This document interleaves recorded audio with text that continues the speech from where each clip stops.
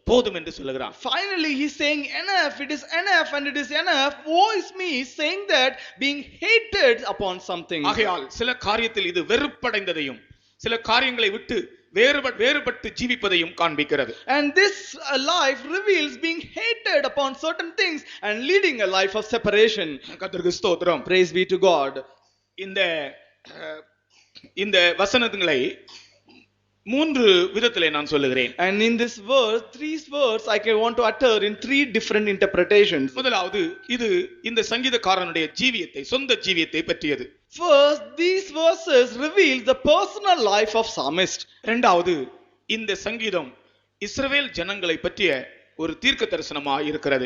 And this same psalm is a prophecy concerning the children of Israelites. மூன்றாவது இந்த சங்கீதம் இப்பொழுது வாசித்த வசனங்கள் நம்முடைய ஜீவியத்தை பற்றிய காரியங்களாக இருக்கின்றன. And thirdly, the same verses which we have heard now are concerning our own life. முதலாவது இது சங்கீதக்காரனுடைய சொந்த ஜீவியத்தை பற்றிய விஷயம். First and foremost, this reveals the personal life of David the psalmist. அவன் சொல்லுகிறான், நான் மேசேக்கிலே சஞ்சரித்தது போதும். He says that I sojourn in Mesek, woe is me. அதாவது அவன் ஒரு வேறு பிரிந்த ஜீவியத்தை விரும்புகிறான். He is expecting a life of separation. Meshach என்றால் யார்? Who is Mesek? யாப்பேத்தின் சந்ததி. It is the tribe or the generation of Japheth. ஒன்று நாளாகமம் 1ஆம் அதிகாரம் 5ஆம் வசனத்தை நீங்கள் படித்தால் When you read மேசேக் என்றால் யாப்பேத்தின் சந்ததி. When you read in the book of First Chronicles chapter 1 and verse 5, you can read Mesek is the generation of Japheth. Kedar என்றால் இஸ்மவேலின் சந்ததி. When you say Kedar, it's the generation of the tribe of Israel. இவர்களை விட்டு நான் பிரிந்திருக்க விரும்புகிறேன் என்று அவன் சொல்லுகிறான். He says, I want to live a life of separation, separating myself from them. எப்போதுமே நம்முடைய ஜீவியத்தை ஆவிக்குரியவர்கள் அல்லாதவர்களிடத்திலிருந்து நாம் வேறு பிரித்து காத்துக்கொள்ள வேண்டும். It is essential that we have to preserve our life from the people who are unbelievers and unspiritual. சங்கீதக்காரன் பிரிந்து ஜீவிப்பதை விரும்புகிறான். Psalmist is desiring a life of separation. ஆனால் லோத்து பிரிந்து ஜீவிப்பதை விரும்பவில்லை. But Lot did not like a life of separation. அவன் சோதோமை விட்டு பிரிய விரும்பவில்லை, ஆபிரகாமை விட்டு பிரிந்து ஜீவித்தான். He was living and separating himself from Abraham. பரிசுத்தவான்களை விட்டு பிரிந்து ஜீவித்தான், பாவிகளை விட்டு பிரிந்து ஜீவிக்க விரும்பவில்லை. He was living a life separating himself from the saints but not from sinners. ஆபிரகாமை விட்டு பிரிந்து போக விரும்பினான், ஆனால் சோதோமை விட்டு பிரிந்து போக அவன் விரும்பவில்லை. He had a mind to separate himself from Abraham but not from Sodom. ஆனால் பவுலை குறித்து நாம் படிக்கும்போது, but when we read concerning Saint Paul, இவர்களை விட்டு பிரிந்து போங்கள் என்று சொல்லுகிறார். he says separate yourself from these people. Pavul பிரிந்து போவதை விரும்புகிறார், அதை எழுதுகிறார். Saint Paul writes and he also desires a life of separation. மேசேக்கை விட்டும் கேதாரை விட்டும் பிரிந்து போக வேண்டும். நாம் அப்படி போகாவிட்டால் நம்முடைய ஜீவியம் கர்த்தருக்கு பிரியமாயிராது. We have to separate ourselves from Mesek and also from Kedar. If that not be so, our life will not be pleased unto the Lord. அடுத்தது இஸ்ரவேல் ஜனத்தை பற்றிய தீர்க்க தரிசனம். And next, if you look at the other interpretation, this verse is concerning the prophecy of the children of Israelites. அதாவது ரஷ்யாவிலிருந்தும் அரபு நாடுகளிலிருந்தும் இஸ்ரவேல் ஜனங்கள் தங்கள் தாய் நாடு திரும்புவதை இந்த வசனம் காண்பிக்கிறது. And this is the prophecy concerning the children of Israelites from Russia and from the Arab countries, the children of Israelites coming back to the homeland. இஸ்ரவேல் ஜனங்களுடைய தேசம் மேசேக் அல்ல. Now the land of the children of Israelites is not Mesek. இஸ்ரவேல் ஜனங்களுடைய தேசம் கேதார் அல்ல. The land of the children of Israelites is not Kedar. இஸ்ரவேல் ஜனங்களுடைய தேசம் பாலும் தேனும் ஓடுகிற தேசம். The land of the children of Israel is a land which floweth with milk and honey. பாலும் தேனும் ஓடுகிற தேசம். That is a land which floweth with milk and honey. அதைத்தான் அவர்களுக்கு தேவன் தருவேன் என்று சொன்னார். This is what the promise of the Lord, that he will grant that land unto them. பிரியமானவர்களே, பாலும் தேனும் ஓடுகிற தேசத்திலிருந்து இஸ்ரவேல் ஜனங்கள் சிதறடிக்கப்பட்ட காரணம் என்ன? Dear child of God, what was the reason why the children of Israel were scattered from the land which floweth with milk and honey? அவர்களுடைய துன்மார்க்கமும் அவர்களுடைய பாவமும். That is their sin and their wicked nature. துன்மார்க்கரும் பாவிகளும் பாலும் தேனும் ஓடுகிற தேசத்தை காண்பதில்லை என்று யோபின் புஸ்தகத்திலே வாசிக்கிறோம். We read in the book of Job saying that the sinners and the wicked shall not see or have a vision upon the land which floweth with milk and honey. யோபின் புஸ்தகம் 20 அதிகாரம் 17 வசனத்திலே When we read in the book of Job chapter 20 and verse 17, துன்மார்க்கரும் பாவிகளும் பாலும் தேனும் ஓடுகிற தேசத்தை சுதந்தரிப்பதில்லை. he shall not see the rivers and the floods which shall be the sinners and the wicked.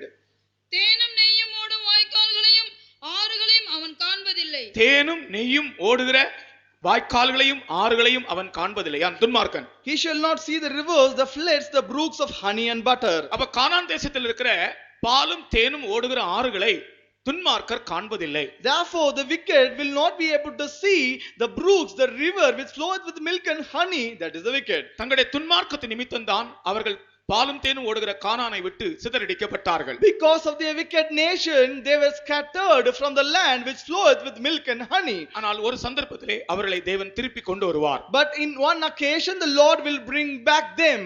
அவர்கள் மேசேக்கில் அல்ல, They are not Mesek, அவர்கள் கேதாரில் அல்ல, and they are not Kedar. அவர்கள் பாலும் தேனும் ஓடுகிற தங்களுடைய சுதந்திரத்துக்கு அவர் வருவார்கள். They shall return back to the inheritance, the land which floweth with milk and honey. கர்த்தருக்கு ஸ்தோத்திரம். Praise be to God. மூன்றாவது, இது நம்முடைய ஜீவியத்தை காண்பிக்கிறது. Thirdly, in one aspect it also reveals our personal life. நம்முடைய ஜீவியத்தை பற்றி நாம் சிந்திக்கும் போது, When we meditate concerning our life, நான் சொன்னது போல மேசேக் என்றால் அவன் யாப்பேத்தின் சந்ததி. as I said, when you say Mesek, he is the son of Japheth.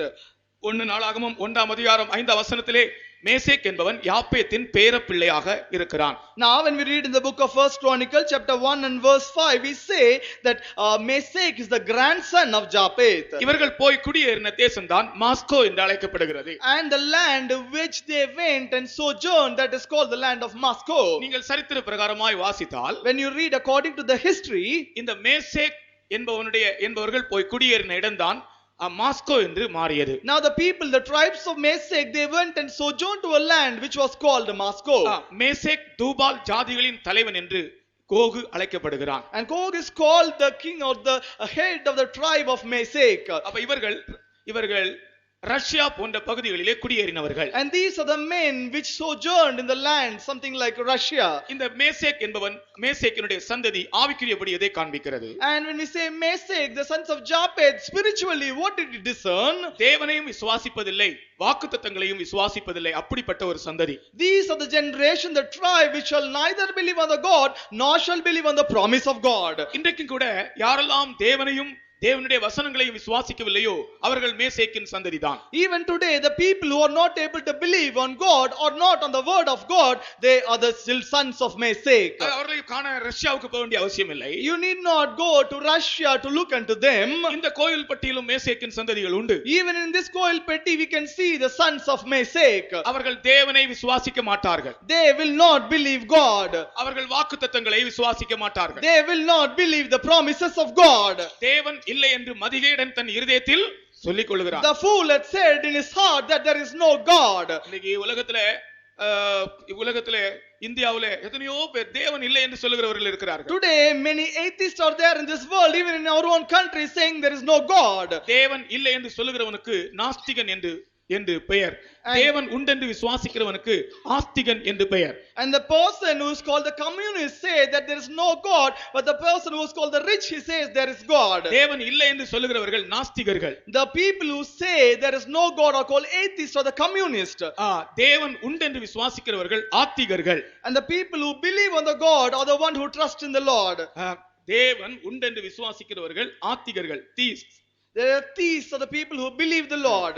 தேவன் இல்லை என்று சொல்லுகிறவர்கள் நாஸ்திகர்கள், atheists. Atheists are the people who say that there is no God. இந்த கோவில் பட்டியலே தேவன் இல்லை என்று சொல்லுகிறதான நாஸ்திகர்கள் இருக்கிறார்களா? And is there anyone atheist who is in this Koil Petti saying there is no God? தேவனை விசுவாசிக்காத மேசேக்கின் சந்ததிகள் இருக்கிறார்களா? Is there anyone, the sons of Mesek in Koil Petti, who say there is no God? தேவன் இல்லை என்று சொல்லுகிறவர்கள் இருக்கிறார்களா? Is there anyone who say there is no God? அவர்களை விட்டு நாம் பிரிந்து போக வேண்டும். We have to separate ourselves from them. ஆனால் அவர்களுக்காக நாம் ஸ்தோத்திரம் பண்ணுவோம், அவர்களுக்குள்ளே தேவன் உண்டு என்று விசுவாசம் கொள்ளும்படியாக. Now we have to praise for the them, their sake, that there is God in them. இப்படிப்பட்டதான தேவ விசுவாசம் இல்லாத எத்தனை பேர் இங்க இருக்கிறார்களோ அவர்கள் எல்லாரையும் ஆண்டவர் சந்திக்கும்படியாக கர்த்தரை ஸ்தோத்திரம் பண்ணுவோம். Sotram, Sotram, Sotram, Sotram, Sotram, Sotram, Sotram, Sotram, Sotram, Sotram, Sotram, Sotram, Sotram, Sotram. தேவன் இல்லை என்று மதிகேடன் தன் இருதயத்தில் சொல்லிக் The கொள்கிறார். fool had said in his heart, saying, there is no God. ஆனால் நமக்கு தேவன் கர்த்தர் ராஜரிகம் பண்ணுகிறார் என்ற விசுவாசத்தை தேவன் தந்திருக்கிறார். But the Lord has graciously granted us the belief, saying, yes, the royal ruling and reigning with the royal priesthood. தேவன் ஜீவிக்கிறார் என்று சொல்லுகிறவர்கள் கரங்களை உயர்த்தி ஒரு அல்லேலூயா சொல்லுங்கள். Hallelujah! எங்கே ஜீவிக்கிறார்? Where is he living? எங்கே ஜீவிக்கிறார்? Where is he living? கர்த்தர் நமக்குள்ளே The ஜீவிக்கிறார். Lord is living inside us. தேவனுடைய சிங்காசனம் எங்கே இருக்கிறது? Where is the throne of God? எங்கே இருக்கிறது? Where is it? தேவனுடைய சிங்காசனம் எங்கே இருக்கிறது? Where is the throne of God? எங்க இருக்கிறது? தேவனுடைய சிங்காசனம் எங்க இருக்கிறது? Where is the throne of God? தேவனுடைய சிங்காசனம் நம்முடைய இதயத்தில் தான் ஸ்தாபிக்கப்பட்டிருக்கு. The throne of God is well established in our hearts. உம்முடைய ராஜ்யம் வருவதாக. Yes, let your kingdom come. அந்த ராஜ்யம் எங்க வந்திருக்கிறது? Where has the kingdom come? நம்முடைய இதயத்துக்குள் வந்திருக்கிறது. It has come inside our hearts. தேவனுடைய சிங்காசனம் நம்முடைய இதயத்துக்குள் ஸ்தாபிக்கப்பட்டிருக்கிறது. The kingdom of the Lord is established in our hearts. கர்த்தருக்கு ஸ்தோத்திரம். Praise be to God. கர்த்தர் ஜீவிக்கிறார். Yes, the Lord is living. தேவன் நடமாடுகிறார். The Lord is moving in our midst. தேவனுக்கு கண்கள் உண்டு. Yes, the Lord has got eyes to see. தேவனுக்கு கைகள் உண்டு. The Lord has got hands. தேவனுக்கு கால்கள் உண்டு. The Lord has got feet. தேவனுக்கு முகம் உண்டு. The Lord has got a beautiful countenance. அதனால்தான் தேவனுக்கு சாயல், அவருடைய சாயல் என்று சொல்லப்பட்டிருக்கிறது. That is what has been mentioned as the likeness or the image of God. தேவனுடைய சாயல், The image of God. தேவனுடைய சாயலில் தான் மனுஷன் சிருஷ்டிக்கப்பட்டான். According to the image of God, man was created. தேவனுடைய சாயலில் மனுஷன் சிருஷ்டிக்கப்பட்டால் தேவனுக்கு ஒரு சாயல் இருக்கிறது என்று அர்த்தம். When we say the man is created according to the image of God, which symbolizes God has got an image. அதே சமயத்தில் அவர் அதரிசனமானவர் என்று சொல்லப்படுகிறார். At the same time, we all say the Lord is unseen. அதரிசனமான தேவனுடைய தற்ஸ்வரூபம் யார்? Who is the like image of the unseen God? இயேசு கிறிஸ்து. He is our Lord and Savior Jesus Christ. தேவனை இந்த உலகத்திலே வெளிப்படுத்தும்படி வந்தவர். He came to this world to manifest God. அதனால் கர்த்தர் ஜீவிக்கிறார். Therefore God lives.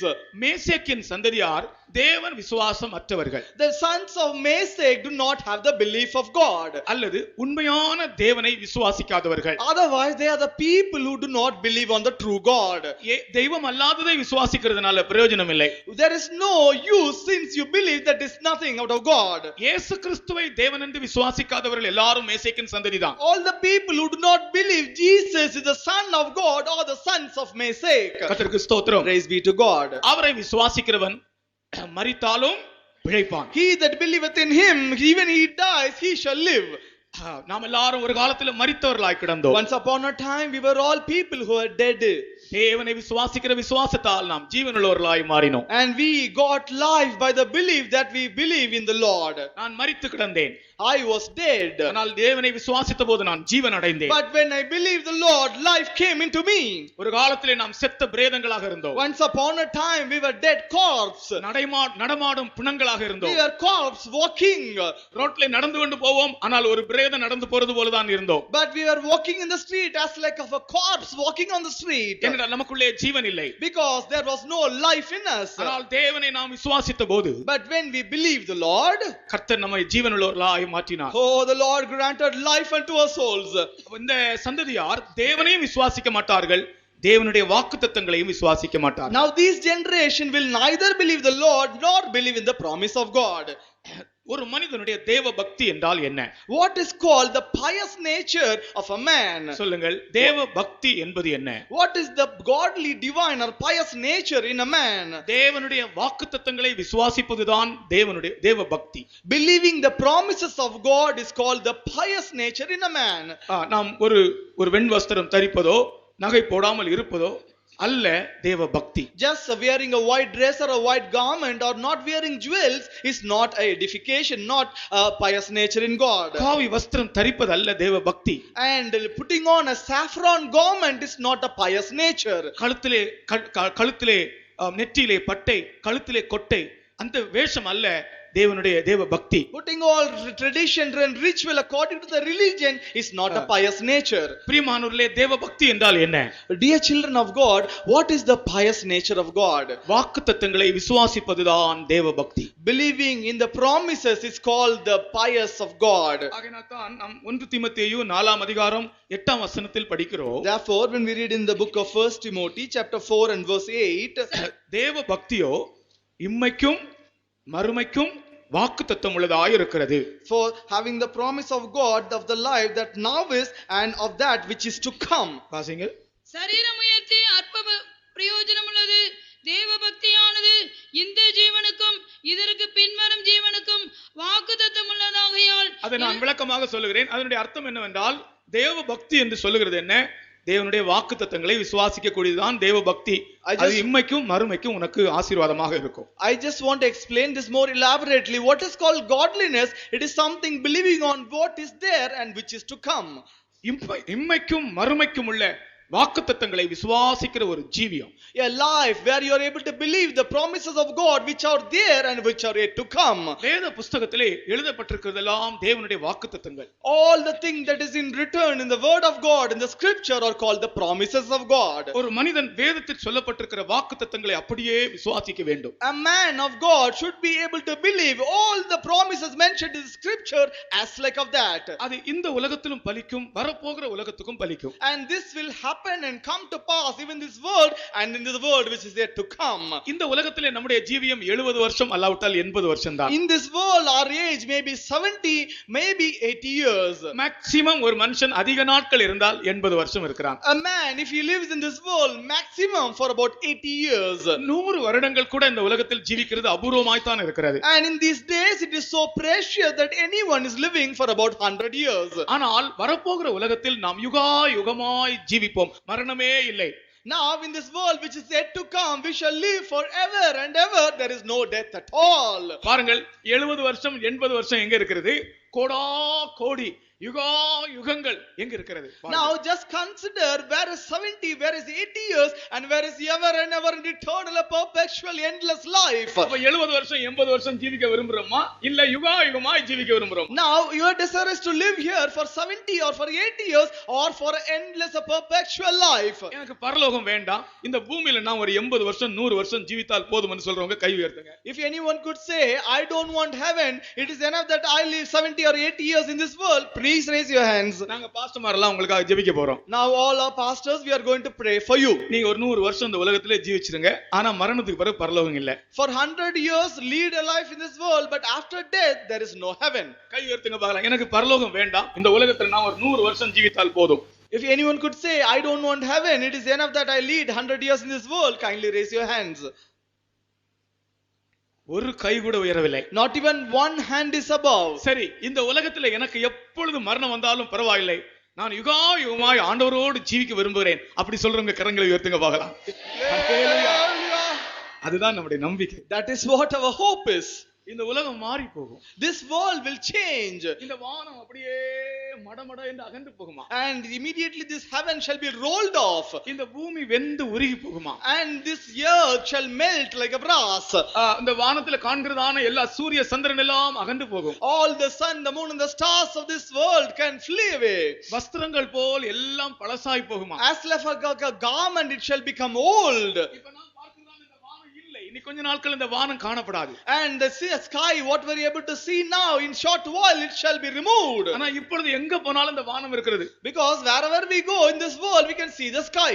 ஸ்ரீலங்காவுல போய் இருந்து பார்த்தாலும் இதே வானம் தான் அங்க இருக்கிறது. Even if you go to Sri Lanka and look up, the same sky is there. அமெரிக்காவுல போய் இருந்து பார்த்தாலும் இதே வானமும் இதே சந்திரனும் தெரிகிறது. If you go to the United States, there are also the same moon, the star and also the same sky. ஆனால் ஒரு நாள் வரும்போது, but when a day shall come, இந்த பூமியும் இந்த வானமும் இந்த வானத்துள்ள ஒன்று இல்லை. and there is nothing of this world, nothing of the earth and nothing of this heaven. ஆனால் தேவ சித்தம் செய்தவர்களோ யுகா யுகமாய் ஜீவித்தார்கள், என்றென்றைக்கும் ஜீவிப்பார்கள். But the people who have done the will of God in their life shall live forever and ever. ஆகையால் தான் நாம் வாக்குத்தத்தங்களை விசுவாசிக்க வேண்டும். Therefore we are expected to believe the promises of God. நம்முடைய ஜீவியத்தை அந்த பிராக்டிஸ்க்குள்ள நாம் கொண்டு வர வேண்டும். Therefore we are to bring a spiritual life under practice. தேவனுடைய வசனத்தை வாசித்து அந்த வசனத்தில் இருக்கிற சத்தியத்தை அப்படியே நாம் மனப்பூர்வமாய் விசுவாசிக்க வேண்டும். We have to read the word of God and with a full heart believe the word of God. வானமும் பூமியும் ஒளிந்து போனாலும் என் வார்த்தையின் எழுத்தாகலும் உறுப்பாகலும் மாறி போவதில்லை. Even the heaven and the earth shall pass away, but a word or a letter of my word shall never pass away. கர்த்தருக்கு ஸ்தோத்திரம். Praise be to God. நீ தேவனுடைய வசனங்களை விசுவாசிக்கிற ஒரு ஆளாக இருந்தால், If you are a person believing the word of God, அந்த வசனம் மாறாததா இருக்கிறது போல நீயும் கூட மாறாமல் இருப்பாய். even if that word is unchanging, even you will be unchanging as well. கர்த்தருக்கு ஸ்தோத்திரம். Praise be to God. அது அந்த வசனத்தின் மேல் உள்ள விசுவாசம். That is called the faith, the belief on the word of God. வசனத்தை விசுவாசிக்கிற ஒரு மனுஷனை அசைக்க முடியாது. A person who is able to believe the word of God, no one will be able to move or shake him. அது ஒரு ஏழையாக இருக்கட்டும், Let him be a poor guy. வசனத்தை விசுவாசிக்கிற ஒரு ஆளை அசைக்கவே முடியாது. No one can shake a person who believe in the word of God. அவ்வளவு ஆணித்தரமானது, அவ்வளவு வல்லமையானது இந்த தேவனுடைய வசனம். Such a good, firm, steadfast, powerful thing is the word of God. கர்த்தருடைய வசனத்தை நாம் விசுவாசித்தால், When we believe the word of God, நமக்கு முதலாவது கிடைத்த அனுபவம் தான் பாவ மன்னிப்பு. the first experience what we get in our life is the remission or the forgiveness from sins. நம்முடைய ஜீவியத்தில் முதலாவது நமக்கு கிடைத்தது பாவத்திலிருந்து நாம் விடுதலை ஆனோம். The first thing what we received in our life, that we have been delivered out of our sins. குடிகாரங்களா இருந்து விடுதலை ஆனவங்க எல்லாம் கரங்களை உயர்த்தி ஒரு அல்லேலூயா சொல்லுங்கள். People who are drunkards and been delivered, please raise up your hand and say hallelujah. Brothers, குடிகாரங்களா இருந்து விடுதலை ஆனவங்க, People who are once upon drunkards and be delivered, ஒரு அல்லேலூயா சொல்லுங்கள். சகோதரிமார், குடிகாரங்களா இருந்து விடுதலை ஆனவங்க ஒரு அல்லேலூயா சொல்லுங்கள். சகோதரிமார்ல யாரும் இல்ல. no one from the sister's side. ஆனா நீங்க பெங்களூருக்கு வந்தா குடிகாரங்களை பார்க்கலாம். சகோதரி அந்த ஸ்திரீகள் கூட. But even when you come to Bangalore, you can see young girls drinking. எவ்வளவு பேர் குடிக்கிறாங்க. All girls are drinking. இங்க யாராவது நீங்க வெட்கப்படக்கூடாது. ஆண்டவர் உங்களை விடுதலை ஆக்கினதை குறித்து வெட்கப்படக்கூடாது. You should not. குடிகாரங்களா இருந்து விடுதலை ஆனவங்க ஒரு அல்லேலூயா சொல்லுங்க. இல்ல இப்ப உங்களுக்கு சமயம் முடிந்தது. இப்ப ஸ்திரீகள். கர்த்தருக்கு ஸ்தோத்திரம். கர்த்தருடைய கிருபையினால இங்க இருக்கிற சகோதரிமார் யாருமே குடிகாரர்களா இருக்க ஆண்டவர் இடம் கொடுக்கவில்லை. Praise be to God, by the grace of God, not even one sister who are here was a drunkard. சகோதரிமாரிடத்தில் நான் கேட்கிறேன், சினிமா பிரியர்களா இருந்து விடுதலை ஆனவர்கள் ஒரு அல்லேலூயா சொல்லுங்கள். நீங்க வெட்கப்படக்கூடாது. இப்ப கை உயர்த்தினா எல்லாரும் என்ன யோசிப்பாங்க, நான் சினிமா அப்படி இல்ல. நீங்கள் எந்த பாவத்திலிருந்து விடுதலை ஆனீர்களோ அதற்கு நீங்கள் நன்றியுள்ள இருதயத்தோடு ஜெயத்தின் ஸ்தோத்திரம் பண்ண வேண்டும், அல்லேலூயா பண்ண வேண்டும். From what sin you are delivered, been out of that, you were to praise God with a shout of trumpet. Cinema பிரியர்களா இருந்து விடுதலை ஆனவங்க ஒரு அல்லேலூயா சொல்லுங்க. நீங்க அல்லேலூயா போடுறது வெட்கப்பட்டுட்டு போடுறீங்க. வெட்கப்படக்கூடாது. You are saying hallelujah along with the shame, but be not shamed for that. ஊழியத்துக்கு வந்தவங்க விடுதலை ஆனவங்க அல்லேலூயா. பாருங்க எப்படிப்பட்ட ஆள்கள். ஒரு ஊழியக்கார சகோதரி அவங்க சாட்சி சொன்னாங்க. அவங்க டான்ஸ் பண்ணிட்டு இருந்த டைம்ல கர்த்தர் பேசியிருக்கிறார். And once in one occasion, a servant of God who was a sister testified saying that when she was dancing, the Lord has spoken to her. கர்த்தர் அந்த இடத்துல சந்தித்தார். And the Lord met her in that place. இன்றைக்கு அவங்க ஊழியத்தில் இருக்காங்க. என்னுடைய batch. Today she is in the ministry in the same batch. கர்த்தருக்கு ஸ்தோத்திரம். Praise be to God. இனி திருடர்களா இருந்து விடுதலை ஆனவங்கள், கர்த்தர் இந்த வசனத்தின் மூலம் விடுவிக்கப்பட்டவர்கள் ஒரு அல்லேலூயா சொல்லுங்கள். திருடர்களா இருந்து இந்த வசனத்தின் மூலம் விடுவிக்கப்பட்டவர்கள். People who are thief and been delivered by the word of God, say hallelujah. கர்த்தருக்கு ஸ்தோத்திரம். Praise be to God. கோயில்பட்டியில ஒரு திருடங்க கூட கிடையாது. And in Koilpeti there is not even one thief. எல்லாரும் உண்மையானவங்க.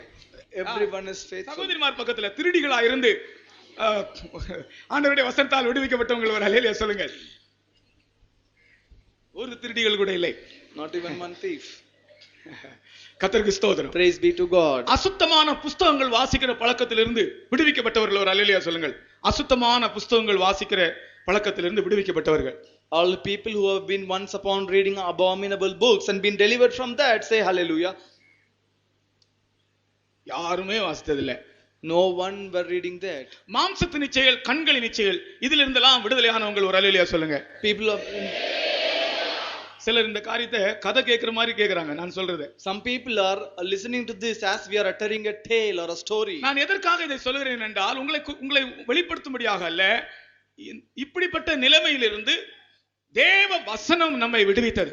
Because I'm saying all these things not you to be put to shame or to be reveal your things, but these things you have been delivered by the word of God. அவருடைய வாக்குத்தத்தத்தை நாம் விசுவாசித்த போது When we believe the promises of God, நாம் விடுவிக்கப்பட்டோம். we have been delivered. இனி இந்த விசுவாசம் இல்லாத மேசைக்கோடு நமக்கு ஐக்கியம் இல்லை. Henceforth we do not have any fellowship with this messiah, the unbeliever. கர்த்தருக்கு ஸ்தோத்திரம். Praise be to God. அல்லது என்னுடைய இருதயத்திற்குள்ளே ஒரு அவிசுவாசத்தின் ஆவிக்கு இனி இடம் இல்லை. Otherwise there is no room for unbelieving spirit in my heart. இனி இந்த மேசேக்கின் சந்ததியாகிய அவிசுவாசத்தின் சுபாவத்திற்கு ஆவிக்கு நான் இடம் கொடுக்க மாட்டேன். Henceforth I will not give any room for this unbelieving spirit in my heart. கர்த்தருக்கு ஸ்தோத்திரம். Praise be to God. அவருடைய வசனத்தை விசுவாசித்த போது When we believe the word of God, நமக்கு தெய்வீக சுகம் கிடைத்தது. we receive divine healing. எத்தனையோ சந்தர்ப்பங்களிலே நாம் சுகவீனமாய் பலவீனமாய் வியாதியாய் இருந்தபோது ஆண்டவருடைய வசனத்தை விசுவாசித்து நாம் சுகம் அடைந்தோம். In many occasions when we were sick with all infirmity and weakness, the Lord, we believed the word of God, the word of God healed us. ஒரு காலத்திலே நான் சின்ன பிள்ளையா இருக்கும்போது எனக்கு வியாதி வந்த உடனே என்னை ஒரு மிஷன் ஆஸ்பத்திரிக்கு கொண்டு போவாங்க. When I was a young kid, when I was into sickness, they took me to a mission hospital. ஒரு CSI மிஷன் ஹாஸ்பிடல் தான் வழக்கமாக நாங்கள் போகிற ஆஸ்பத்திரி. And one CSI mission hospital happened to be the usual hospital where we go to be cured. எனக்கு ஏதாவது சுகம் இல்லாம ஆன உடனே எங்க அப்பா அந்த மிஷன் ஆஸ்பத்திரிக்கு என்னை கொண்டு போவார். And my dad would take me to that mission hospital when I become sick. அங்க போனாலே இந்த வியாதி சுகமாயிடும். And whenever I go there, my sickness will be healed. அங்க அவங்க மாத்திரை கொடுப்பாங்க. They will give me tablets. ஒரு பாட்டில்ல மருந்து கொடுப்பாங்க. சிவப்பு கலரா இருக்கும். They will give me a red color tonic. அந்த சிவப்பு கலர் மருந்து நல்ல இனிப்பா இருக்கும். நான் ரொம்ப இஷ்டமா குடிப்பேன். And that red color tonic will be sweet. I will drink that with great desire. அந்த பாட்டில்ல ஒரு லேபிள் ஒட்டி இருக்கும். And in that bottle there will be a label stuck. 6 நேரத்து மருந்து. 6 நேரத்து மருந்து. This should be take for 6 times in a day. 6 நேரத்து மருந்து. இது 6 தடவை குடிக்க வேண்டிய மருந்து. This is a tonic which you have to consume 6 times in a day. அது ஒரு நாள்ல தினமும் 3 தடவை குடிக்கணும். And we have to take 3 times in a day. அப்ப எத்தனை நாள் குடிக்கலாம் அந்த மருந்தை? Then how 2 நாள் குடிக்கலாம். You can take it for 2 days. அப்ப கீழ ஒரு வசனம் எழுதி இருக்கும் அதுல. And finally the word of God will be prescribed. 6 நேரத்து மருந்து. இதில் 6ல் ஒரு தரம் நீங்கள் தினமும் 3 தரம் குடிக்கவும். And கீழ ஒரு வசனம் தேவன் அன்பாகவே இருக்கிறார். And finally the word of God says God is love. 6 நேரத்து மருந்தை 6ல் ஒரு தரம் தினம் 3 தரம் குடித்தால் தேவன் அன்பாகவே இருக்கிறார். Finally the prescription says God is love. கர்த்தருக்கு ஸ்தோத்திரம். Praise be to God. அவர்களுடைய விசுவாசம் அதுதான். And that is their belief. இன்றைக்கும் அவர்களுடைய விசுவாசம் அதுதான். Even today that is their belief. மருந்தையும் குடிக்க வேண்டும், கர்த்தரையும் விசுவாசிக்க வேண்டும். They have to take the tonic and believe in the God as well. எத்தனையோ நாட்கள் நான் அப்படிதான் இருந்தேன். In many days my life was like that. ஆனால் நான் இப்பொழுது தெய்வீக சுகத்தை அனுபவிக்கிறேன். But today I am experiencing the divine healing. வசனம் தான் என்னுடைய விசுவாசம். The word of God is my belief. தேவனுடைய வசனம் தான் நம்மை சுகமாக்குகிற ஔஷதம். The word of God is the ointment which will heal our life. கர்த்தருக்கு ஸ்தோத்திரம். Praise be to God. அது மட்டுமல்ல, not only that, சமாதானம் வசனத்தை விசுவாசிக்கிறவர்களுக்கு மிகுந்த சமாதானம். For the people who believe the word of God shall get eternal peace. உம்முடைய வேதத்தை நேசிக்கிறவர்களுக்கு மிகுந்த சமாதானம் உண்டு. The people who desire the word of God shall receive eternal peace. நீங்கள் தேவனுடைய வசனத்தை விசுவாசித்தால் உங்களுக்கு மிகுந்த சமாதானம் உண்டு. If you believe the word of God you shall get perpetual peace. கர்த்தருக்கு ஸ்தோத்திரம். Praise be to God. ஒரு குரங்கு குட்டியை பாருங்கள். Just consider a young cub of a monkey. ஒரு குரங்கு குட்டி தன்னுடைய தாயோடு எப்படி இருக்கிறது? Just look how the kid is getting together with the mother. தன்னுடைய தாயை பற்றி பிடித்துக் கொள்ளும். It will catch hold of the mother. நீங்கள் குரங்கு குட்டியை பாருங்கள். Just look at the small one. அந்த குரங்கு எவ்வளவு தாவினாலும், how much more the mother shall jump. ஒரு மரத்திலிருந்து இன்னொரு மரத்துக்கு தாவினாலும், even it may jump from one tree branch to the other, அந்த குரங்கு குட்டிக்கு சமாதானமே கெட்டு போகாது. அது பற்றி பிடித்துக் கொண்டிருக்கும். குரங்கு தாவும்போது அந்த குட்டியும் குரங்கோடு தாவும். Along with the monkey the kid shall also jump and leap. சமாதானம் குறையவே குறையாது. There shall be no short of peace at all. காரணம் தன்னுடைய தாயை பற்றி கொண்டிருக்கிறது. Because it is catching hold of the mother. ஒரு பூனை குட்டியை பாருங்கள். Just look at the kitten. பூனைக்குட்டி எப்படி இருக்கிறது? Now how is this kitten? தன்னுடைய தாய் அதை கவ்விக்கொள்ளுகிறது. Now the mother is taking hold on the mouth. அதுவும் இதுவும் சரிதான். And both the things are one and the same. நீ தேவனை பற்றிக் கொண்டாலும் சமாதானம், தேவன் உன்னை பிடித்திருந்தாலும் சமாதானம். Even if you catch hold of the Lord or the Lord is catching hold of you, peace shall be there. பூனைக்குட்டியை அந்த தாய் பூனை வந்து சில இடங்களுக்கு மாற்றி மாற்றி வைக்கும். பார்த்திருக்கிறீர்களா? The young kitten, you can see the mother cat will come and take there for different places. It shall catch hold. It shall catch hold. பூனைக்குட்டி அப்படியே தாயினுடைய பிடியிலே கடியிலே இருக்கிறது. And the young kitten is in the heart of the mother. சமாதானம். ஹல்லேலூயா. Peace. Hallelujah. எனக்கு பயமே இல்லை, எனக்கு கலக்கமே இல்லை. எங்க அம்மா நல்லா கடிச்சிருக்காங்க என்ன.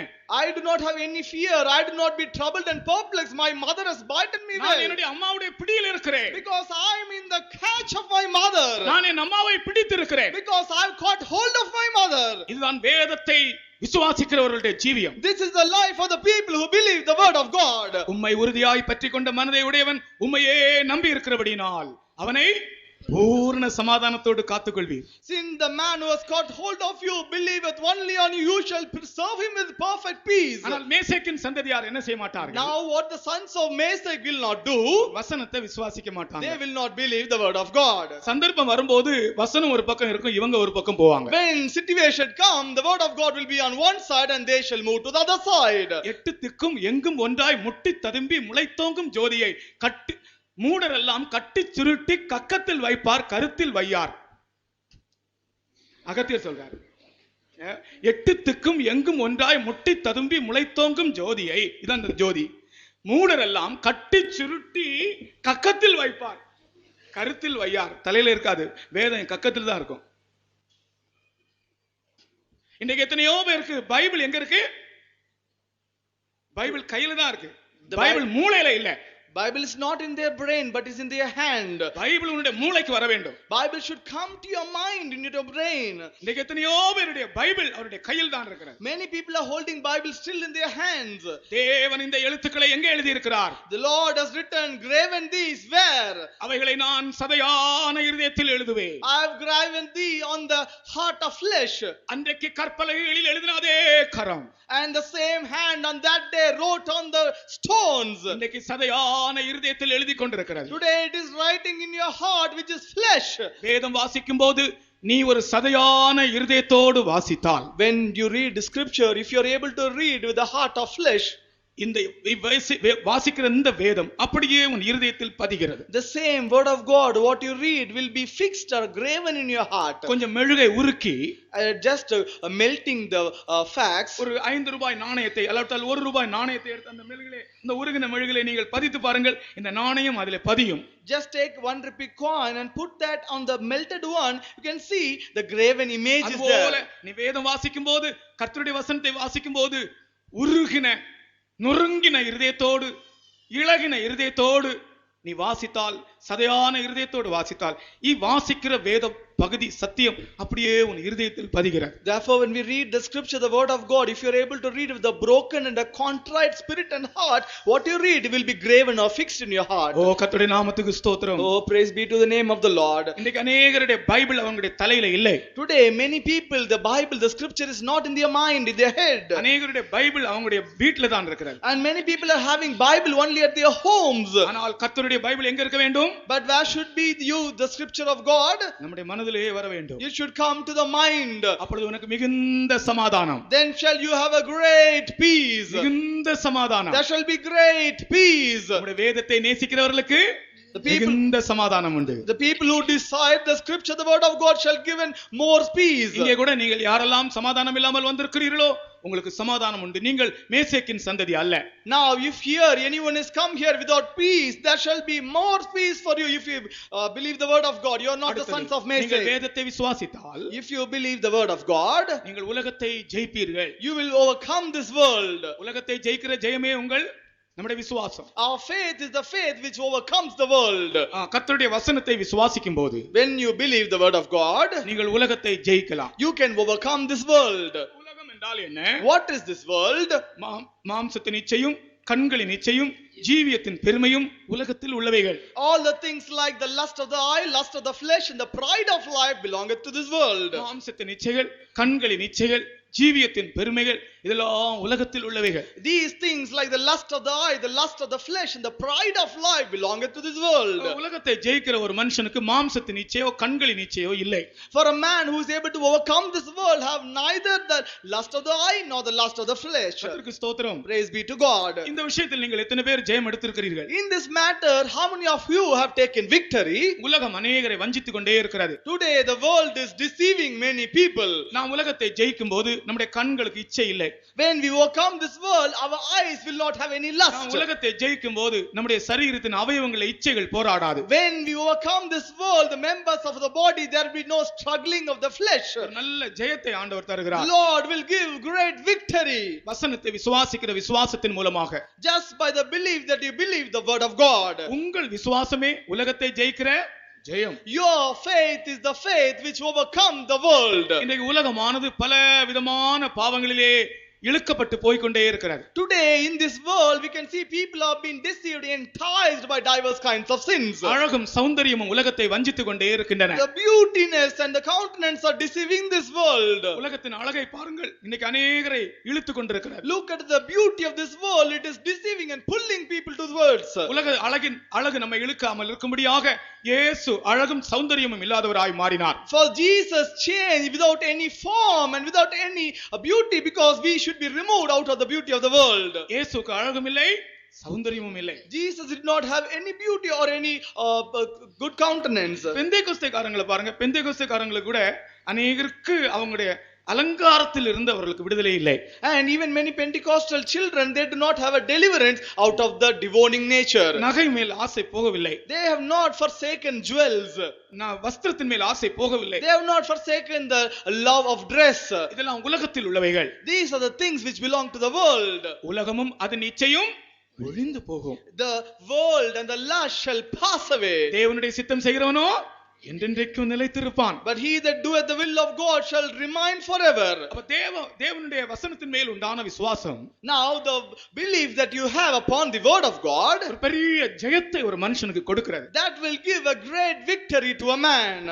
பெரிய ஆட்களை பாருங்கள், சிறிய காரியங்களிலே தோற்று போகிறவர்களா இருக்கிறார்கள். Look unto great mighty person, they are getting failure in small things. உலகத்தின் பெரிய லீடர்ஸ், அதிகாரிகளை பாருங்கள். Look unto the leaders, the people who are ruling, great rulers. அற்பமான பாவங்களுக்கு அடிமையாய் இருக்கிறார்கள். They are slave unto just simple sins. முழு உலகத்தை ஜெயிக்கிறார்கள், ஆனால் அவர்களுக்குள்ளே இருக்கிறதான அந்த இச்சை அவர்களால் ஜெயிக்க They முடியவில்லை. are overcoming the whole world, but they are not able to overcome the lust which is inside them. சாலமோனை பாருங்கள். Just look unto Solomon. அவனைப் போல ஒத்த ஒரு ராஜா அறிவுள்ளவன் இல்லை. There was no other great king who was so wise unto him. ஐஸ்வரியவானும் அவனைப் போல இல்லை. There was no king who was great rich unto him. ஆனால் அவன் எல்லா உடையவனாய் இருந்தாலும் அவனுடைய இச்சையிலே அவன் ஜெயிக்கவில்லை. But though he had everything, he was not able to overcome his lust.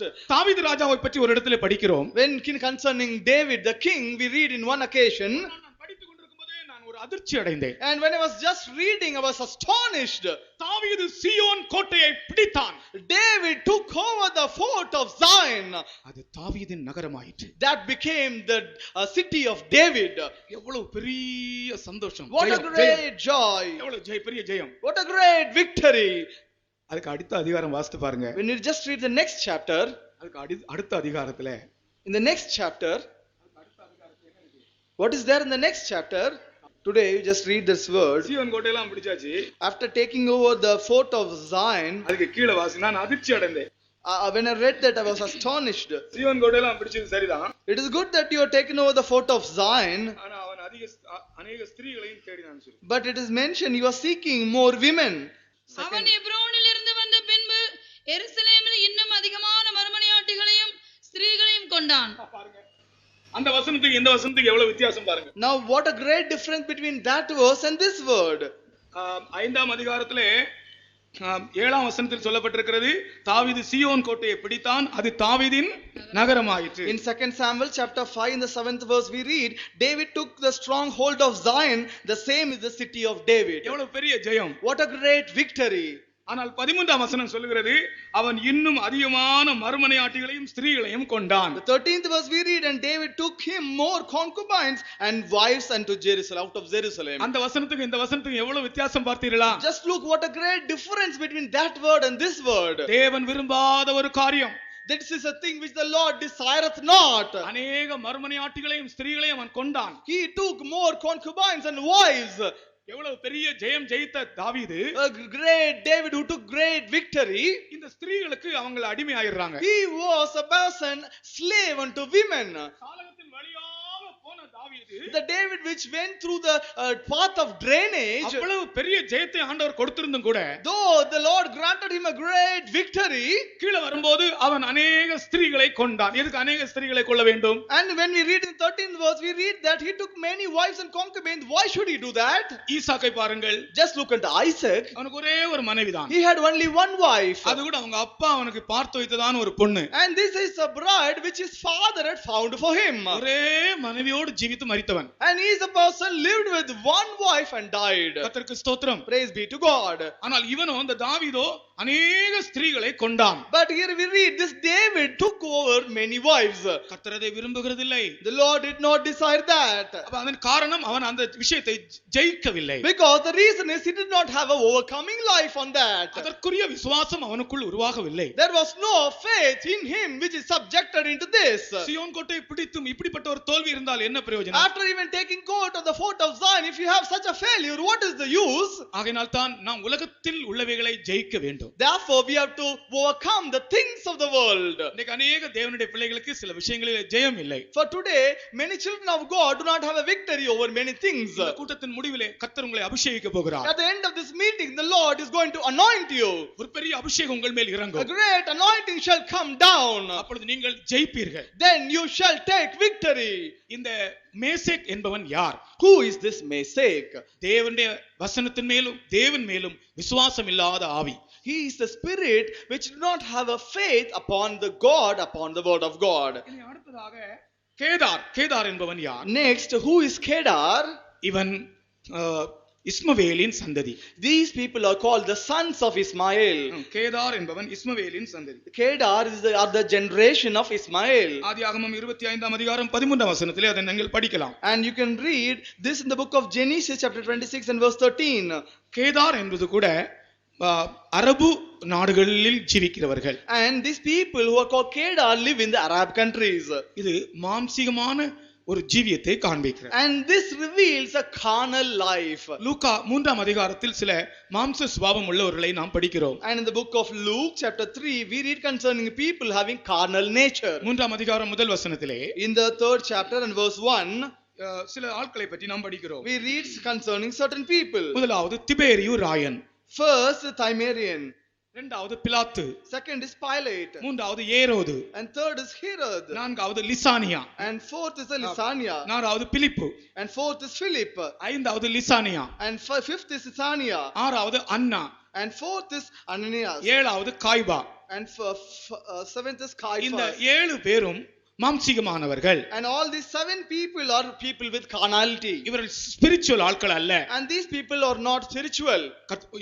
இவர்களிடத்தில் தேவ ஆலோசனை இல்லை. And in them there was no counsel of God. திபேரியு Rayan என்பவன் யார்? Who is the first called Tiberius? சந்தேகத்தின் ஆவி உடையவன். He is a person who is having the spirit of doubt. பிலாத்து என்பவன் யார்? Who is Pilate? கை கழுகுகிறவன், சந்தர்ப்பம் வரும்போது கை கழுகுகிறவன். And he is the person when actually a situation come he will wash hands. எத்தனையோ பேர் அப்படிதான், சந்தர்ப்பம் வரும்போது கை கழுவி விடுவார்கள். When people are in these days when time come they'll just wash their hands. மூன்றாவது ஏரோது. And third is Herod. ஏரோது என்பவன் சகோதரனுடைய மனைவியை தன்னுடைய மனைவியாக வைத்திருந்தவன். Herod is the person who has kept his brother's wife as his wife. Philip என்பவன் ஒழுங்கீனமான வாழ்க்கையுடையவன். And Philip is having a life that is not good. Lysanias என்பவன் சுயநலம் உடையவன். And Lysania is a person who has got a self will. அன்னா என்பவன் ஆலய வியாபாரத்தால் ஐஸ்வர்யம் அடைந்தவன். Anna is a person one who became rich by the selling of the temple. பண ஆசை. He is the love of money. இன்றைக்கு எத்தனையோ பேர் பண ஆசையில் விடுதலை இல்லை. Today many people do not have a deliverance from the love of money. பணத்துக்காக பொய் சொல்லுவாங்க. They will say lie for money. எத்தனையோ பேர் இன்றைக்கும் கூட பணத்துக்கு பொய் சொல்லுகிறார்கள். Even today many people lie for the sake of money. நாம் பணத்துக்கு பொய் சொல்லுகிறவர்களா இருந்தால் தேவனுடைய ஆலோசனை நம்மிடத்தில் இருக்காது. If we are lying for the sake of money, the counsel of God will not be in our life. நாம் மாம்சத்துக்குரியவர்களாகவே இருப்போம். We will be a people behind carnality. நாம் கேதாரின் சந்ததியாகவே இருப்போம். We will be always the sons of Kedar. ஐஸ்வரியத்தை விரும்பாதே. Do not love money. சில ஆட்கள் பணம் பணம் பணம் என்று விரும்புவார்கள். Some people are always loving money, money, money. பணத்தை விரும்பாதே. Do not love money. பணத்தை விரும்பினால் நீ தேவனை வெறுத்து விடுவாய். If you love money, you will hate God. உனக்கு பணம் வேண்டுமா? தேவன் தருவார். If you want money, the Lord will give you. எத்தனை பேருக்கு பணம் வேண்டும்? How many of you want money? பணம் வேண்டுறவங்க கை உயர்த்துங்க. All the people who say I want money, kindly lift up your hand. பணம் வேண்டுமா? பணம் அவசியமானவங்க கை உயர்த்துங்க. All people who are in need of money, rise up your hand. ரெண்டு பேரை தவிர கோயில்பட்டியில வேற யாருக்கும் பணமே வேண்டாம். Other than 2 people, no other people in Koilpatti want money. அதுல ஒண்ணு கூட அங்க மதுரையில உள்ள ஆளு. And even one among them is a person from Madurai. அப்ப ஒரே ஒரு ஆளுக்கு தான் கோயில்பட்டியில பணம் வேண்டும், மற்ற யாருக்கும் பணமே வேண்டாம். If that be so, only one person in Koilpatti want money, no one else. யாருக்கும் பணமே வேண்டாமா? You do not want money? உண்மையை சொல்லுங்க. Just open your mind and say the truth. யாருக்காகவும் அவசியமாக ஏதாவது பண அவசியங்கள் இருந்தால் கை உயர்த்துங்கள், உங்களுக்காக ஜெபிக்க போறோம். இந்த வாரத்திலே உங்களுக்கு கிடைக்கும். If you want, anyone is in need of money, raise up your hand. We are going to pray for you. This week the Lord shall grant you. நான் இந்த மாதம் ஒரு 50 லட்சம் கர்த்தரிடத்தில் கேட்டிருக்கிறேன். எனக்கு அவசியம் இருக்கிறது. This month I have asked for about 50 lakhs from the Lord. I want money. இந்த மாதம் 50 லட்சம் தர வேண்டும். கன்வென்ஷனுக்கு முன்பாக இன்னும் 50 லட்சம் தர வேண்டும். கர்த்தரிடத்தில் கேட்டிருக்கிறேன். And this month the Lord should give 50 lakhs. Before the convention the Lord should give me another 50 lakhs. ஏனென்றால் பணமோ எல்லாவற்றுக்கும் உதவும். Because money will be helping for all our needs. உங்களுக்கு பணம் தேவையா இருந்தால் கர்த்தர் தருவார். If you want money, the Lord will definitely give you. நீங்கள் எதிர்பாராத இடத்திலிருந்து உங்களுக்கு வரப்போகிறது. And it is going to come from a place where you do not know. நீங்கள் காற்றையும் காண மாட்டீர்கள், மழையும் காண மாட்டீர்கள். தண்ணீர் மோவாப் தேசம் வழியாக வரும். And you shall neither see the wind nor the water, but the water shall come down out of the city of Moab. அதுபோல உங்களுக்கு பணம் நீங்கள் எதிர்பாராத இடத்திலிருந்து வரும். Therefore the money shall come from an unknowable place. ஆனால் பண ஆசை இருக்க கூடாது. But you should not have a love of money. பண ஆசையினால நீங்கள் பொய் சொல்லுவீர்கள், சத்தியத்தை விட்டு விடுவீர்கள். Because of the love of money you shall say lie and leave the truth. உம்முடைய வாயில நாம் பொய் சொல்லக்கூடாது. In our mouth we should not speak lies. உண்மை பேச வேண்டும். We have to always speak truth. செத்து போனாலும் பரவாயில்லை. Let it be that we may die. உண்மையே பேச வேண்டும். We have to speak always truth. நாம் நமக்கு என்ன நஷ்டம் வந்தாலும் ஆணையிட்டதில் என் நஷ்டம் வந்தாலும் அவன் தவறாதிருக்கிறான். Even it may come to loss, but he is unchanging in what he has vowed. கர்த்தருடைய பர்வதத்தில் யார் ஏறுவான்? Who shall rise up into the mount of God? ஆணையிட்டதில் நஷ்டம் வந்தாலும் தவற மாட்டான். He that hath vowed, but kindly read that verse. ஆகாதவன் அவன் பார்வைக்கு கீழ்ப்போனவன், கர்த்தருக்கு பயந்தவர்களையோ கனம் பண்ணுகிறான். ஆணையிட்டதில் தனக்கு நஷ்டம் வந்தாலும் தவறாதிருக்கிறான். ஆணையிட்டதில் தனக்கு நஷ்டம் வந்தாலும் தவறாதிருக்கிறான். Even it may lead to loss, he will not fail. மாற்றி மாற்றி பேசக்கூடாது. You should not utter words. நேற்றைக்கு ஒரு சகோதரி வந்து சொன்னார்கள். Yesterday one sister came and told me. திடீரென்று அவர்கள் வேலை செய்த இடத்துல இன்ஸ்பெக்டர் வந்துட்டார். Suddenly in the place where she was working, inspector has come.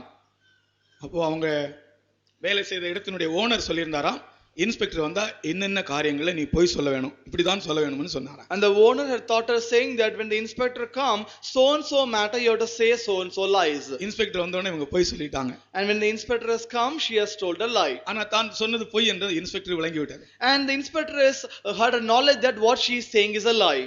அவர் சரியாக திட்டினாரா. Immediately she was scolded. இவர்களுக்கு சமாதானம் இல்லாமல் போயிட்டு. And she lost peace. அவங்க ஓடி என்கிட்ட வந்தாங்க. Immediately she ran and came to me. Pastor நான் போய் சொல்லிட்டேன். Pastor, I have said a lie. மனசுக்கு சமாதானம் இல்லை. I do not have peace in my mind. பாருங்கள், பொய் சொன்னா மனசுக்கு சமாதானம் இல்லை. Just look this, when you say a lie you lose your peace. சம்பாத்தியம் பண்ணுவதற்காக பொய் சொல்லாதீர்கள். And do not say lie for you to earn money. ஆணையிட்டதில் தனக்கு நஷ்டம் வந்தாலும் கர்த்தாவே யார் உம்முடைய கூடாரத்தில் தங்குவான், யார் உம்முடைய பரிசுத்த பர்வதத்தில் வாசம் பண்ணுவான். உத்தமனாய் நடந்து நீதி நடப்பித்து மனதார சத்தியத்தை பேசுகிறவன் தானே. அவன் தன் நாவினால் புறங்கூறாமலும் தன் தோழ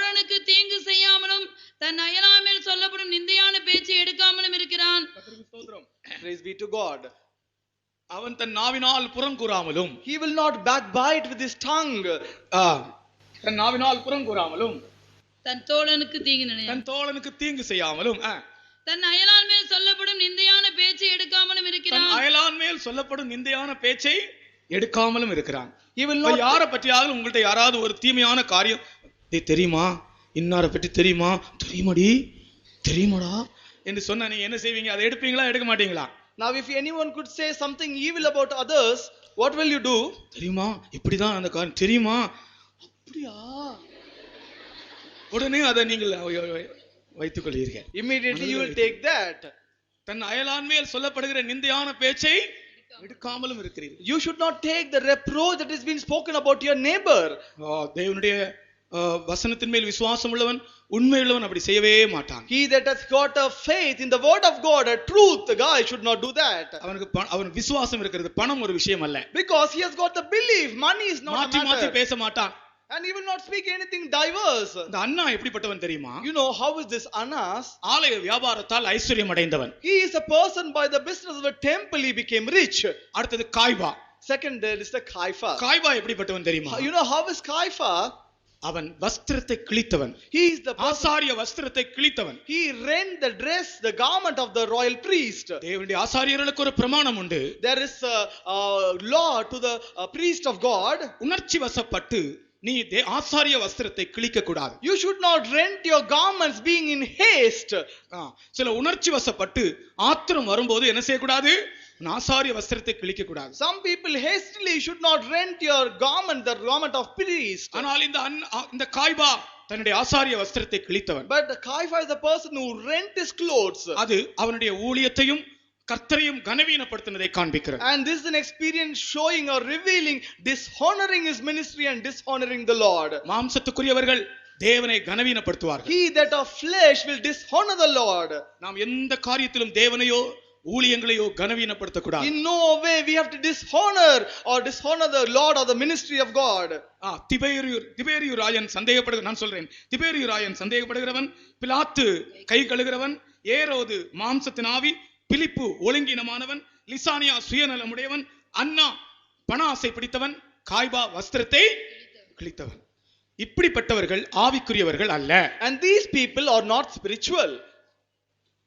இப்படிப்பட்டவர்களுக்கு ஆவிக்குரிய ஆசீர்வாதங்கள் இல்லை. And for these people there are no spiritual blessings at all. இவர்கள் கேதாரின் கூடாரங்கள் அண்டையில் இருப்பவர்கள். And these are the people who dwell by the tents of Kedars. மாம்சீகமானவர்களோடு நமக்கு ஐக்கியம் இல்லை. And we do not have any fellowship with the people that are flesh. மாம்சீகமானவர்களோடு நமக்கு தொடர்பு இல்லை. We should not have any relationship with that of flesh.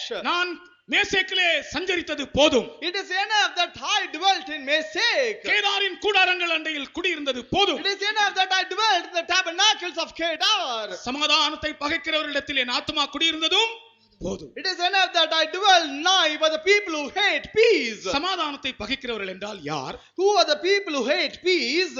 சமாதானம் என்று சொல்லுகிறது இந்த இடத்திலே சமாதானத்தின் சுவிசேஷத்தை காண்பிக்கிறது. Now in this place the peace revealed the gospel of peace. சமாதானத்தின் சுவிசேஷத்தை பகைக்கிறவர்களிடத்தில் நமக்கு ஐக்கியம் இல்லை. We do not have any fellowship with the people who hate the gospel of peace. கர்த்தருக்கு ஸ்தோத்திரம். Praise be to God. தேவன் நமக்கு ஒரு சமாதானத்தின் சுவிசேஷத்தை தந்திருக்கிறார். Oh, the Lord has granted us a gospel of peace.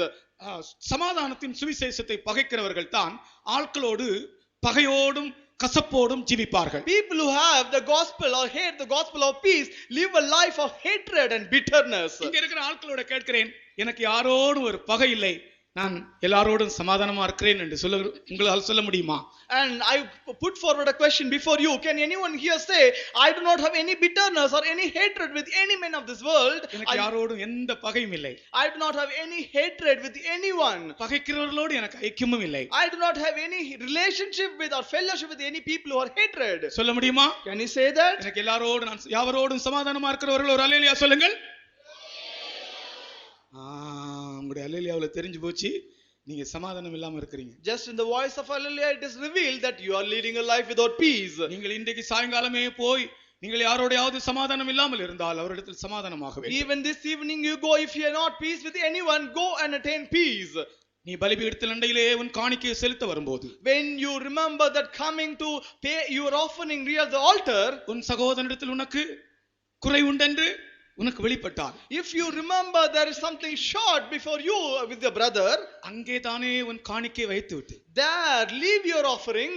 முன்பு போய் உன் சகோதரனோடு ஒப்புரவாகி First go and be reconciled with your brother.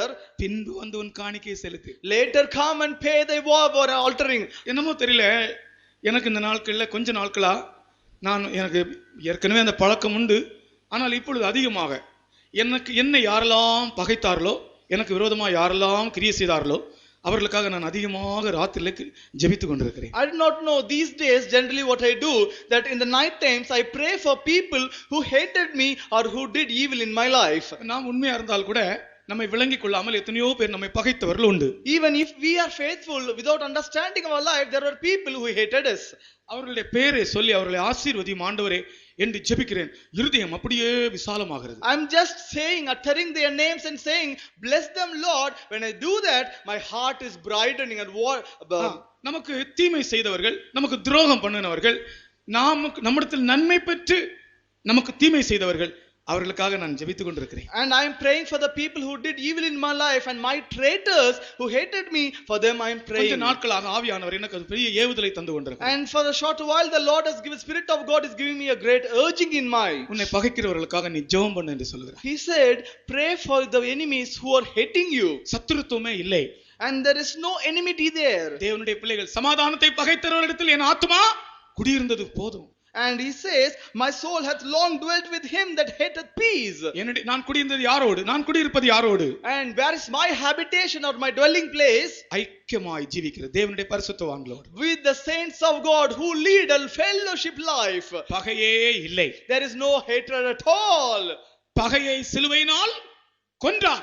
And he destroyed, killed enmity by the cross. சிலுவை பகையை கொன்று விட்டது. The cross has killed the enmity. கர்த்தருக்கு ஸ்தோத்திரம். Praise be to God. சமாதானத்தை பகைக்கிறவரிடத்தில் என் ஆத்துமா குடியிருந்தது போதும். My soul has long dwelt with him that hateth peace. நான் சொல்லுகிறேன், நான் மேசேக்கிலே சஞ்சரித்தது போதும். சத்தமா சொல்லணும். பின்னால இருக்கிறவங்க, வெளியே இருக்கிறவங்க கூட சொல்லணும். எல்லாரும் உள்ள வந்துருங்க. வெளியே இருக்கிற ஆட்கள் கூட எல்லாரும் உள்ள வாங்க.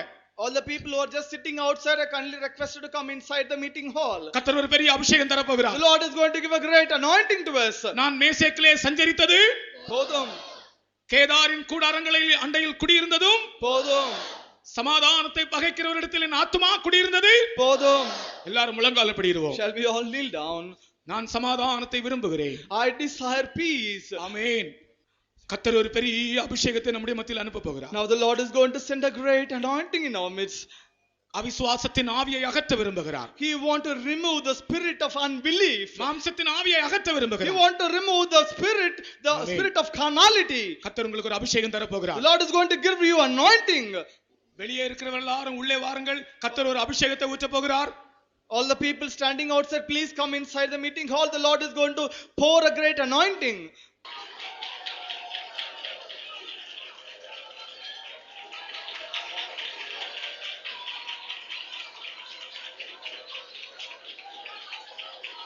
அவிசுவாசத்தின் ஆவி உன்னை விட்டு அகன்று போகட்டும். அந்த மேசேக்கின் ஆவி உனக்குள் இருந்து அகன்று போகட்டும். நீ எத்தனையோ தரம் அவிசுவாசத்தின் ஆவிக்கு இடம் கொடுத்திருக்கிறாய். எத்தனையோ முறை நீ அவிசுவாசத்தின் ஆவிக்கு இடம் கொடுத்தாய். கர்த்தர் திட்டவட்டமாய் உனக்குள் கிரியை நடப்பித்தும் கூட எத்தனையோ முறை இந்த மேசேக்கின் ஆவிக்கு நீ இடம் கொடுத்தாய். இப்பொழுது உனக்கு கர்த்தர் கொடுக்க போகிற அபிஷேகம் திரும்ப உனக்குள்ளே அந்த விசுவாசத்தின் ஆவியை கொண்டு வர போகிறார்.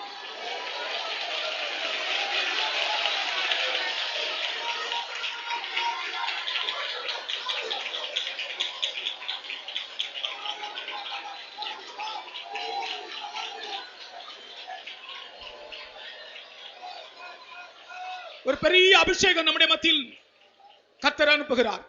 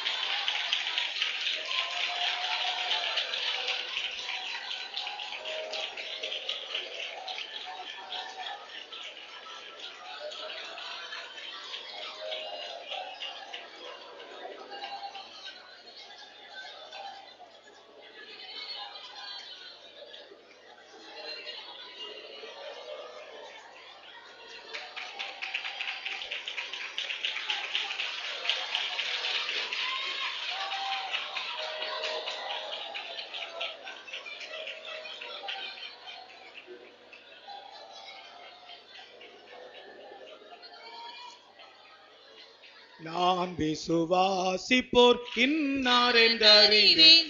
என்னையே படைத்திட்டேன் அவர் கரத்தில். நான் விசுவாசிப்போர் இன்னார் என்றறிவேன். என்னையே படைத்திட்டேன். முடிவு வரை என்னை நடத்திடுவார். மோட்சமாய் ரட்சிப்பாரே. முடிவு வரை என்னை நடத்திடுவார். மோட்சமாய் ரட்சிப்பாரே. நான் விசுவாசிப்போர் இன்னார் என்றறிவேன்.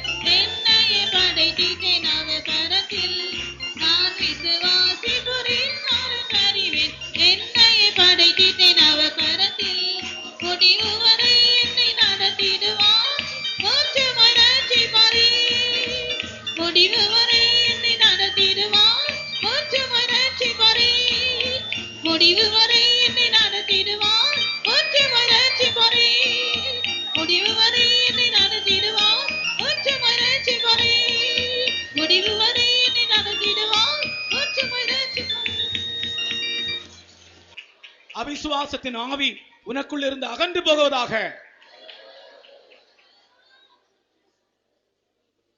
அவிசுவாசத்தின் ஆவி உனக்குள் இருந்து அகன்று போவதாக. கர்த்தர் உனக்குள் ஒரு விசுவாசத்தை கட்டளையிடுகிறார். ஜெபம் பண்ணுவோம். எங்களை அருமையாய் நேசிக்கிற நல்ல ஆண்டவரே, ஆசீர்வதிக்கப்பட்டதான இந்த ஆராதனை வேலைக்காக நாங்கள் நன்றி செலுத்துகிறோம். வாக்கு மாறாதவராக எங்கள் மத்தியிலே நீர் வல்லமையுள்ளவராய் இறங்கி வந்தபடினால நாங்கள் நமக்கு நன்றி செலுத்துகிறோம்.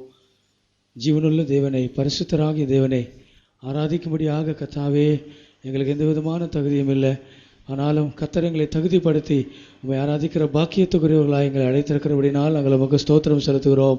தொடக்கத்திலிருந்து முடிவரை ஒவ்வொரு பகுதியிலையும் பரிசுத்த ஆவியானவர் பொறுப்படுத்தபடினால் நன்றியோடு துதிக்கிறோம். கர்த்தாவே ஆண்டவரே, உம்முடைய மகன் மூலமாக பேசின அருமையான வார்த்தைகளுக்காக நாங்கள் நமக்கு ஸ்தோத்திரம் செலுத்துகிறோம். கர்த்தாவே, சங்கீதக்காரன் சொன்னது போல நாங்களும் கூட இந்த உலகத்திலே சொல்லத்தக்கதாக அப்படிப்பட்டதான ஒரு சாட்சியுள்ள வாழ்க்கையை நீர் எங்களுக்கு தர வேண்டுமா நாங்கள் வேண்டிக் கொள்கிறோம்.